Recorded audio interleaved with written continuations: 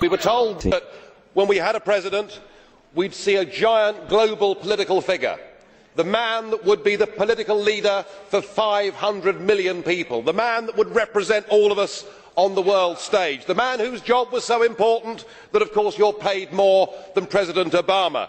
Well, I'm afraid what we got was you. And I'm sorry, but after that performance earlier that you gave, and I don't want to be rude, but you know, really, you have the charisma of a damp rag and the appearance of a low-grade bank clerk. And the question that I want to ask, that we're all going to ask is, who are you? I'd never heard of you. Nobody in Europe had ever heard of you. I would like to ask you, President, who voted for you? And what mechanism? Oh, I know democracy is not popular with you lot.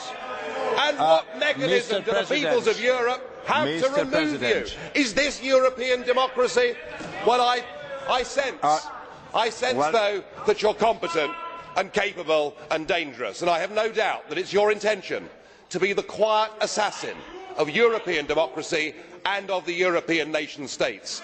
You appear to have a loathing for the very concept of the existence of nation states. Perhaps that's because you come from Belgium, which of course is pretty much a non-country.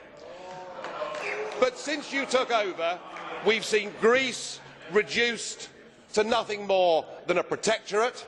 Sir, you have no legitimacy in this job at all, and I can say with confidence that I can speak on behalf of the majority of the British people in saying we don't know you, we don't want you, and the sooner you're put out to grass, the better. Well, as you said, Mr. President, you wouldn't like to be rude, and I prefer to go ahead with this statement. I'm very disappointed with you, President Buzek. It is not acceptable that in this Parliament a group chairman not only criticises the President of the Council, but calls him a wet rag.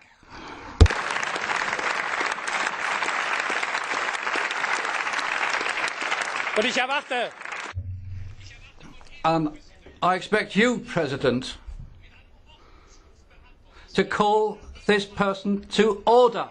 It's not right that this man should be able to trample over the dignity of this House. And Joseph Dole, it's not just a case of getting or allowing the UK to leave the EU. It'd be better for Mr Farage to resign if the European Union and the European Parliament are such bad things in his eyes. Thank you, President. Just as I have said to President Farage previously, 2 months ago, and today I repeat this, these type of addresses, which are character assassinations of individuals, are inadmissible in the European Parliament, and I spoke to Mr Farage about it and I drew his attention to it. Mr Schulz, I'd like to say that this is how I work, and that's my way of going about it.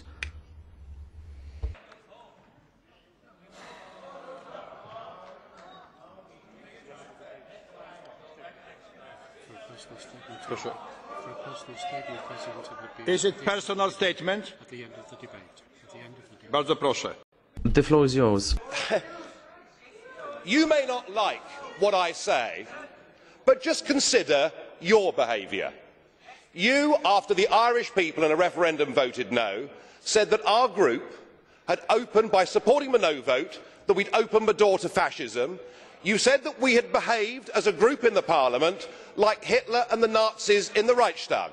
We've been called by Danny Cohn-Bendit mentally weak. You know, it has to be, it can't be one way. It is not personal statement. Mr. President Farage, it is not personal statement. I am very sorry, it was not personal statement. We must keep order and all the regulations of our Parliament. The next, Mr.